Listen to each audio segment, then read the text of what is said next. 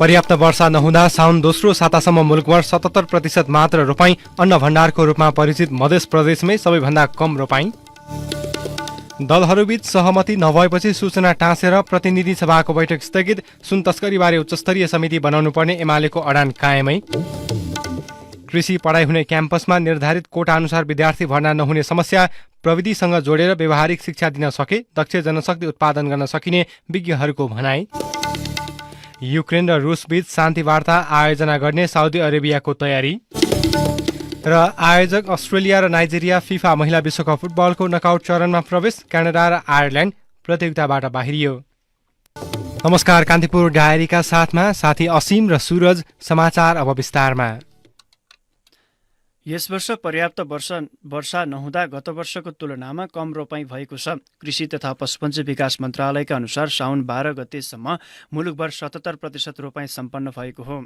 गत वर्षको सोही अवधिमा मुलुकभर 90% रोपाइँ सम्पन्न भएको थियो। मन्त्रालयका अनुसार देशभर कुल 13,57,816 हेक्टर क्षेत्रफलमा धान रोपाइँ हुनुपर्नेमा 10,53,404 हेक्टर क्षेत्रफलमा मात्रै रोपाइँ भएको हो।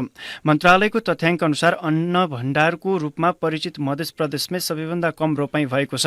गत वर्ष 89% रोपाइँ भएको सो प्रदेशमा यस वर्ष जम्मा 59% मात्रै रोपाइँ भएको छ।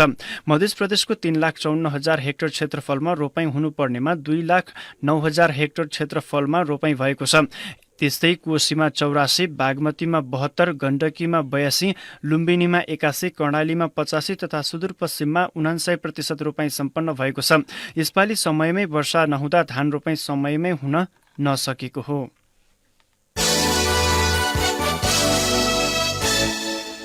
दलहरूबीच सहमति नभएपछि प्रतिनिधि सभाको बैठक सूचना टाँसेर स्थगित गरिएको छ। एमालेले आफ्नो अडान नछाडेपछि बैठक भोलि अपराह्न 1 बजेका लागि सारिएको हो। संघीय संसद सचिवालयका महासचिव भरत राज गौतमले अर्को बैठक भोलि दिउँसो 1 बजेसम्मका लागि स्थगित गरिएको जानकारी दिनुभएको छ। काठमाडौँस्थित त्रिभुवन अन्तर्राष्ट्रिय विमानस्थलबाट भएको सुन तस्करी प्रकरणबारे छानबिन गर्न उच्चस्तरीय समिति गठनको माग गर्दै प्रमुख प्रतिपक्षी एमाले संसदमा अवरोध गर्दै आएको छ। यसअघि अवरोध हटाउने विषयमा प्रधानमन्त्री पुष्पकमल दाहाल र प्रतिपक्ष दलका नेता एमालेका अध्यक्ष केपी शर्मा ओलीबीच भेटवार्ता भएको थियो। आफूहरूको माग अनुसार समिति गठनका लागि सभामुखले रुलिङ नगरेसम्म बैठक चल्न नदिने एमालेको अडान छ। सत्तारूढ दल माओवादी केन्द्रले पनि केन्द्रीय समिति बैठक प्रत्यक्ष प्रसारण गर्ने भएको छ। आज बिहान प्रधानमन्त्री निवास बालुवाटारमा बसेको माओवादी पदाधिकारी बैठकले यही साउन 17 गतेदेखि सुरु हुने केन्द्रीय समिति बैठक अनलाइन मार्फत प्रत्यक्ष प्रसारण गर्ने निर्णय गरेको सचिव दिननाथ शर्माले जानकारी दिनुभयो। यसअघि साउन 2 देखि 10 गतेसम्म चलेको काङ्ग्रेस केन्द्रीय कार्य समितिको बैठक पनि प्रत्यक्ष प्रसारण गरिएको थियो। यसअघि माओवादी केन्द्रीय समिति बैठकमा समूहगत छलफल हुने गरे पनि यसपटक भने सबै केन्द्रीय सदस्यलाई बोल्न समय दिने सचिव शर्माले बताउनुभयो। त्यसै आगामी मङ्सिरसम्म विधान सम्मेलन गर्ने पनि पदाधिकारी बैठकले तय गरेको छ। केन्द्रीय समितिको बैठकमा एजेन्डा पेश गर्दै यसबारे थप निर्णय हुने शर्माले बताउनुभयो। त्यस्तै पार्टीको विधान अनुसार केन्द्रीय समितिमा महिला प्रतिनिधित्व 35% पुग्ने पनि उहाँले जानकारी दिनुभयो। यसपटक माओवादी केन्द्रीय समितिमा 2324 जना महिला सदस्य थपिनेछ। अब माओवादीको केन्द्रीय समितिमा कम्तीमा 140 जना महिला हुनेछन् भने माओवादीको केन्द्रीय समिति 407 सदस्य बन्नेछ। माओवादी केन्द्रीय समितिको बैठक आगामी बुधबारदेखि 21 गतेसम्म काठमाडौँमा बस्दैछ।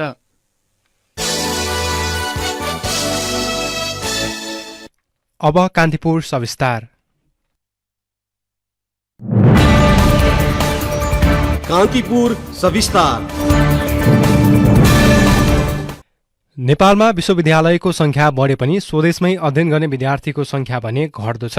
अन्य विषयमा जस्तै कृषि विषय पढाइ हुने क्याम्पसहरूमा कोटा अनुसार विद्यार्थी भर्ना हुन सकेका छैनन्। नयाँ प्रविधिसँग जोडेर व्यावसायिक बनाउन सकिएमा कृषि क्षेत्रका लागि स्वदेशमै दक्ष जनशक्ति उत्पादन गर्न सकिने विज्ञहरूले बताएका छन्। विक्रम सम्वत 2032 मा जेटीए स्तरका कृषि प्राविधिक तयार गर्ने उद्देश्यले 64 जना विद्यार्थीका लागि लमजुङको सुन्दर बजारमा क्याम्पस स्थापना भएको थियो। त्यहीबाट नेपालमा कृषिको औपचारिक शिक्षा प्रारम्भ भएको मानिन्छ। त्यसअघि विभिन्न क्षेत्रमा जेटीएका लागि तालिम केन्द्र भने खुलेका थिए। 2035 सालमा रूपन्देहीको पक्लिहावामा कृषिमा दक्ष जनशक्तिका लागि अर्को क्याम्पस पनि स्थापना भएको थियो। बागबानीका विकासका लागि 2039 मा मुस्ताङमा दाना मार्फामा क्याम्पसको स्थापना नभएको होइन, तर 2040 सालमा सो कार्यक्रम बन्द भयो। 2045 सालमा प्राविधिक तथा व्यावसायिक शिक्षा एवं तालिम केन्द्र स्थापना भएको थियो। 2050 सालबाट नेपालमा पशु स्वास्थ्यको 4 वर्ष स्नातक अध्यापन शुरू भएको थियो। हाल आएर देशभर 60 वटा विश्वविद्यालयमा 1975 जनाका लागि वार्षिक कृषि विषय अध्ययन गर्न पाउने कोटा निर्धारण गरी कक्षा सञ्चालन भइरहेका छन्। आधुनिक शिक्षासँग जोडिएका थुप्रै नयाँ विषय अध्ययन गर्ने विद्यार्थी धेरै भए पनि कृषिको पढ़ाई पनि नयाँ पुस्ताको रोजाइमा परेको छ। चितवन स्थित कृषि तथा वन विज्ञान विश्वविद्यालयमा अध्ययनरत विद्यार्थी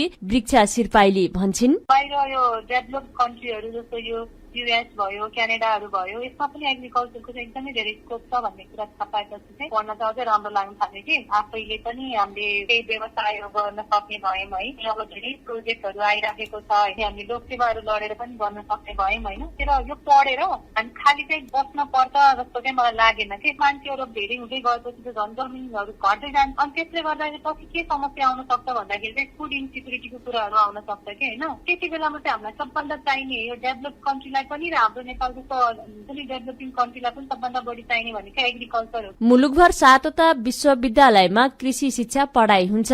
कृषि तथा वन विज्ञान विश्वविद्यालय अन्तर्गत 15 वटा क्याम्पसमा कृषि शिक्षा अध्ययन गराइन्छ।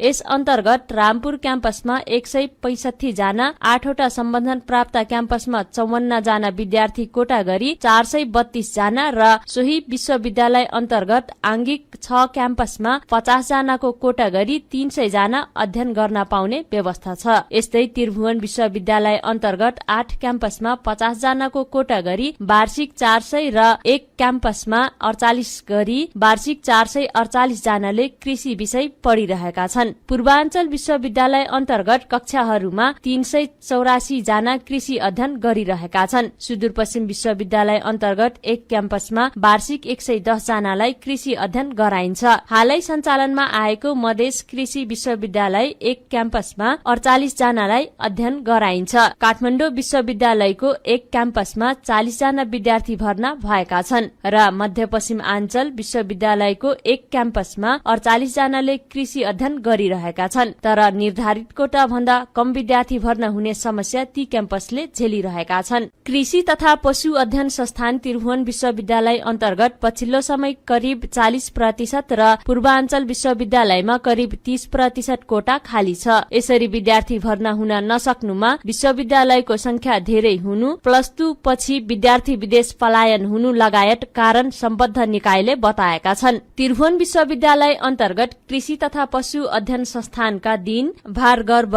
धिताल भन्छन्, युनिभर्सिटीहरू धेरै खुलिसके, धेरै युनिभर्सिटी खुले, धेरै भइरहेका युनिभर्सिटीहरूले कृषि कार्यक्रमहरू सञ्चालन गर्न लालायत भए, किन भए थाहा छैन। त्यसको फिजिबिलिटी छैन, कति स्टुडेन्ट छन्, कति देशको आवश्यकता हो भने कसैलाई थाहा छैन। पहिला त गभर्नमेन्टलाई थाहा हुनु पर्यो देशमा कति आवश्यकता छ कृषि जनशक्तिको, अनि कति उत्पादन गर्ने। त्यसरी गरेपछि पो माग अनुसारको उत्पादन गरे पो अनि त्यसपछि सबै कुरा राम्रो हुँदै जाने हो त। कृषिलाई नयाँ प्रविधिमा जोड्न सके यसको अध्ययनमा विद्यार्थीलाई आकर्षित गराउन सकिने विज्ञहरूको भनाइ छ। नयाँ प्रविधिसँग जोडेर कृषिको पढाइलाई व्यावहारिक बनाउनु पर्ने शिक्षाविद टीका भट्टराईको सुझाव छ। उनी भन्छन्, प्रकृति सम्मत ढङ्गबाट यो सानो स्केलमा प्रकृति नबिगारिकन सामाजिक न्याय पनि कायम गरेर गर्न सकिन्छ भन्ने दृष्टिकोणले हेर्नु आवश्यक हुन्छ। एक हिसाबले भन्नुहुन्छ भनेदेखि एकदम जरुरी पनि भइसकेको छ। अहिले भन्नुभयो भने हाम्रै मधेसको पनि र विश्वमा पनि उत्पादनशीलमा चाहिँ 40 वर्षभन्दा बढी काम लाग्दैन, 20 वर्षदेखि चाहिँ त्यसको ड्रास्टिक उत्पादनशीलता घट्छ भन्ने अध्ययनहरू छ। विश्वकै अन्नको उत्पादन भण्डारहरू एकदमै सीमित हुँदैछ। माटो र पानी प्रदूषित भएर उत्पादन योग्य हुन नै छाडिसकेको छ। त्यो कुराहरूलाई सच्याउने किसिमले कृषि चाहिन्छ, त्यस किसिमको लागि चाहिने कृषि शिक्षा आवश्यक हुन्छ। निर्धारित कोटा नै पूरा नहुने अवस्थामा कृषिको पढाइले जनशक्ति तयार पार्न कठिन हुन सक्ने देखिएको छ। विषयगत दक्षता हासिल गरेका विद्यार्थीका लागि राज्यले स्वदेशमै अवसर प्रदान गर्न सके अन्य विषयमा जस्तै कृषि प्रति नयाँ पुस्तालाई जोड्न सकिनेमा दुई मत छैन। रेडियो कान्तिपुरका लागि सरिता थारू। कान्तिपुर सविस्तार। कान्तिपुर डायरीमा अब ब्रेकको पालो। डायरीमा अब बाँकी प्रसङ्ग। मध्य प्रदेशका मुख्यमन्त्री सरोज कुमार यादवले 5औं पटक मन्त्री परिषद विस्तार गर्नुभएको छ। मुख्यमन्त्री यादवले कांग्रेसका मोहम्मद समीम र जनमत पार्टीका चन्दन सिंहलाई मन्त्रीमा नियुक्त गर्नुभएको हो। सिंहले श्रम तथा यातायात मन्त्रालय र समीमले गृह तथा सञ्चार मन्त्रालयको जिम्मेवारी पाउनुभएको छ। यसैबीच नवनियुक्त मन्त्रीद्वय समीम र सिंहले आजै प्रदेश प्रमुख हरिशंकर मिश्र समक्ष पद तथा गोपनीयताको शपथ लिनुभएको छ। प्रदेश सरकारमा जनमत पार्टीको जिम्मेवारी विहीन मन्त्री वसन्त कुशवाहा र राज्य मन्त्री सञ्जय कुमार यादवले आजै राजीनामा दिनुभएको थियो। गत जेठ 9 मा मुख्यमन्त्री यादवले जनमतका कुशवाहा र यादवले सम्हालेका भूमि व्यवस्था, कृषि तथा सहकारी मन्त्रालय खोसेर नेकपा एकीकृत समाजवादीका संसदीय दलका नेता गोविन्द बहादुर नेउपानेलाई जिम्मेवारी दिनुभएको थियो।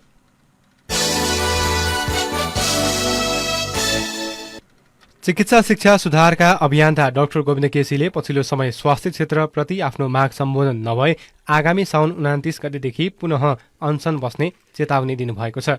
डाक्टर केसीले काठमाडौँमा आज पत्रकार सम्मेलन गर्दै सिटिभिटी अन्तर्गत पढाइ हुने स्वास्थ्य शिक्षाको सिट निर्धारण र विद्यार्थीको भर्ना सम्बन्धी निर्णय खारेज गर्नुपर्ने माग गर्नुभएको छ। चिकित्सा शिक्षा आयोग पदाधिकारी विहीन हुँदा काम प्रभावित भएको भन्दै उहाँले 1 हप्ताभित्र सिफारिस समितिमा बनाउन तथा हालका उपाध्यक्षको पदावधि सकिनु अगावै छनौट प्रक्रिया टुङ्ग्याउन माग गर्नुभयो। आयोगलाई नेतृत्वविहीन नबनाउन उहाँले सरकार समक्ष आग्रह गर्नुभयो। चिकित्सा शिक्षालाई नाफारहित बनाउने, सरकारी अस्पतालमा स्थायी दरबन्दी बनाउने तथा निःशुल्क औषधि वितरण प्रणाली लागू गर्नुपर्ने डाक्टर केसीको माग छ।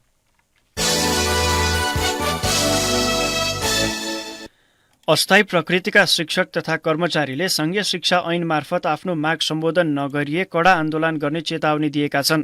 शिक्षा ऐनमा समावेश नभए 40,000 राहत शिक्षक, 35,000 विद्यालय कर्मचारी, 36,000 बाल विकास शिक्षक, 9,000 शिक्षण सिकाइ अनुदान शिक्षक र 1300 छुट अस्थायी करार शिक्षकले संयुक्त रूपमा आन्दोलन गर्ने चेतावनी दिएका हुन्।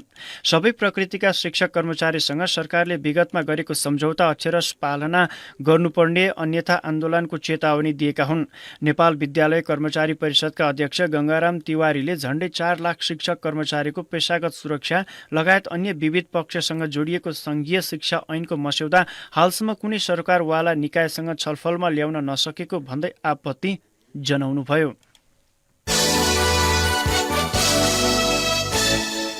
मकवानपुरको हेटौडा अस्पताललाई मदन भण्डारी स्वास्थ्य विज्ञान प्रतिष्ठानबाट अलग गर्न सत्ता गठबन्धन दलले माग गरेका छन्। बागमती प्रदेश सरकारले हेटौडा अस्पताललाई प्रतिष्ठानमा गाभेको भन्दै अलग गर्न सत्ता गठबन्धन दलले माग गरेको हो। लामो समयदेखि जारी रहेको विवादलाई समाधान गर्न नेपाली कांग्रेस, माओवादी केन्द्र र एकीकृत समाजवादीद्वारा गठित जिल्ला स्तरीय समितिले 2 महिनाको अध्ययन पश्चात यस्तो आग्रह गरेको हो। समितिले बागमती प्रदेशबाट पास गरिएको प्रतिष्ठानको ऐनमा हेटौडा अस्पतालसँग जोडिएको विषय सबै खारेज गर्न समेत सरकारलाई अनुरोध गरेको छ। समितिले हेटौडामा पत्रकार सम्मेलन गर्दै प्रतिष्ठानको आफ्नै अस्पताल निर्माण नहुँदासम्म हेटौडा अस्पताललाई शिक्षण अस्पतालको रूपमा प्रयोग गर्न सुझाव दिएको हो।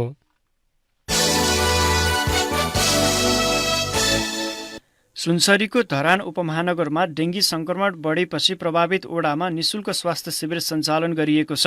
धरान स्थित बीपी कोइराला स्वास्थ्य विज्ञान प्रतिष्ठानको सेन्ट्रल इमर्जेन्सी निःशुल्क डेङ्गी क्लिनिक र डेङ्गी अस्पतालले धान्न नसकेपछि धरान उपमहानगरपालिका र डेङ्गी प्रभावित अधिकांश ओडाहरूले शिविर सञ्चालनमा ल्याएका हुन्। धरानका डेङ्गी प्रभावित ओडा नम्बर 13, 14, 15, 16, 17, 18 मा डेङ्गीको निःशुल्क स्वास्थ्य चेक, जाँच र औषधि वितरण गर्न थालिएको छ। धरान 8 स्थित सभागृह र उपमहानगरको कार्यालय परिसरमा निशुल्क स्वास्थ्य जाँच र औषधि वितरण सुरु गरेको उपमहानगरका स्वास्थ्य महाशाखा प्रमुख उमेश मेहताले बताउनुभयो। तर चिकित्सकहरूले भने डेङ्गीको प्रकोप तीव्र रूपमा फैलिरहेको अवस्थामा यसको नियन्त्रणको लागि लामखुट्टेको लार्वा नष्ट गर्ने अभियान भने सुस्त देखिएको बताएका छन्। प्रतिष्ठानका डेपुटी अस्पताल निर्देशक डाक्टर इन्द्र लिम्बुले डेङ्गी प्रकोप नियन्त्रण बाहिर गएकाले सबैको सक्रियता आवश्यक भएको बताउनुभयो। जिल्ला स्वास्थ्य कार्यालयका प्रमुख सागर प्रसाईले स्थानीय तहले डेङ्गी नियन्त्रणमा गरेको प्रयास पर्याप्त नभएको बताउनुभयो। कान्तिपुर डायरीमा अब पुनः ब्रेकको पालो। कान्तिपुर डायरीमा अब आर्थिक प्रसङ्ग।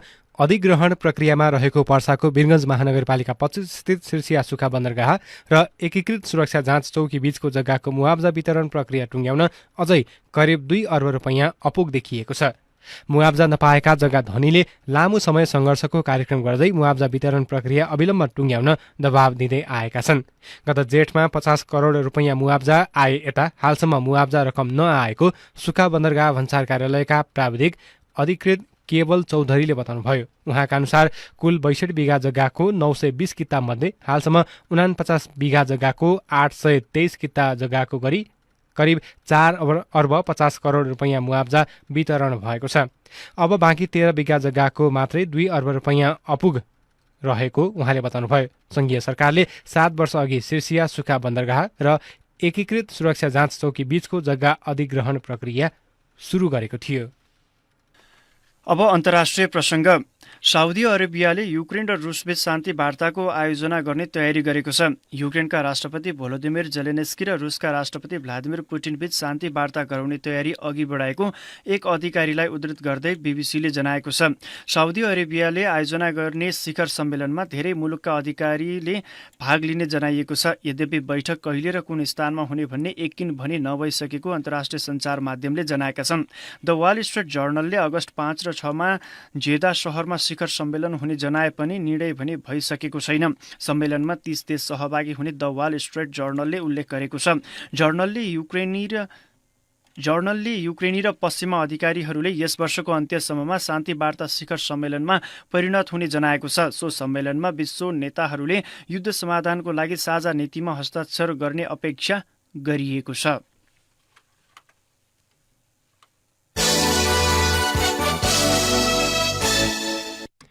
अब खेल प्रसङ्ग। आयोजक अस्ट्रेलिया र नाइजेरिया फिफा महिला विश्वकप फुटबलको नकआउट चरणमा प्रवेश गरेका छन्। अस्ट्रेलियाले घरेलु मैदानमा क्यानाडालाई 4-0 गोल अन्तरले हराएको हो। यो नतिजासँगै अस्ट्रेलिया समूह बी को विजेता बन्दै नकआउट चरणमा प्रवेश गरेको छ। अस्ट्रेलियाको जितमा हेली रासोले 2 तथा मेरी फोलेर र स्टेफनी क्याटलेले 1-1 गोल गरिन्। अस्ट्रेलियाले 6 अङ्क जोडेको छ। क्यानाडा 4 अङ्क बदुल्दै प्रतियोगिताबाट बाहिरिएको हो। यस्तै समूहको अर्को खेलमा आयरल्यान्डलाई बराबरीमा रोक्दै नाइजेरियाले विश्वकपको अन्तिम 16मा स्थान पक्का गरेको छ। यी दुई टोलीले गोलरहित बराबरी खेल्दै अङ्क बाँडेका हुन्। नाइजेरिया 5 अङ्क जोड्दै समूह उपविजेताका रूपमा प्री क्वार्टर फाइनलमा पुगेको छ। 3 खेलबाट मात्र 1 अङ्क जोडेको आयरल्यान्ड समूह चरणबाट बाहिरियो। यसअघि आजै भएका समूह सी अन्तर्गतका खेलमा जापानले स्पेनलाई 4-0 गोल अन्तरले पराजित गरेको थियो। यो नतिजासँगै जापान समूह सी को विजेता र स्पेन उपविजेता बनेको छ। दुवै टिम समूह चरणको 1 खेल अगावै नकआउट चरणमा पुगेका थिए। समूहको अर्को खेलमा जाम्बियाले कोस्टारिकालाई 3-1 गोल अन्तरले हरायो। जाम्बिया र कोस्टारिका दुवै टोली प्रतियोगिताबाट बाहिरिसकेका छन्। नेपाली राष्ट्रिय फुटबल टिमका फरवार्ड मनिष डाङ्गीले थाइल्यान्डको क्लबबाट व्यावसायिक फुटबल खेल्ने भएका छन्। उनी थाइल्यान्डको दोस्रो डिभिजनको लिग खेल्ने राइङ फुटबल क्लबमा अनुबन्ध भएका हुन्। डाङ्गीलाई 1 वर्षका लागि अनुबन्ध गरेको क्लबले सामाजिक सञ्जाल मार्फत जनाएको छ। रायोङले अनुबन्धको रकम भने खुलाएको छैन। उनले सङ्कटा क्लबबाट गत संस्करणको शहीद स्मारक ए डिभिजन लिग खेलेका थिए। डाङ्गीले राष्ट्रिय टिमका लागि 17 खेलबाट 3 गोल गरेका छन्। हवस् त यिनै प्रसङ्गसँगै कान्तिपुर डायरीका आजका सम्पूर्ण बुलेटिन यहीँ सकिन्छ। भोलि बिहान 6:30 बजे नियमित बुलेटिनका साथमा उपस्थित हुने नै छौँ। तबसम्मका लागि न्युज डेस्कका सम्पूर्ण सहकर्मीसँगै असीम र सुरज पनि बिदा हुन्छौँ। नमस्कार, शुभरात्रि।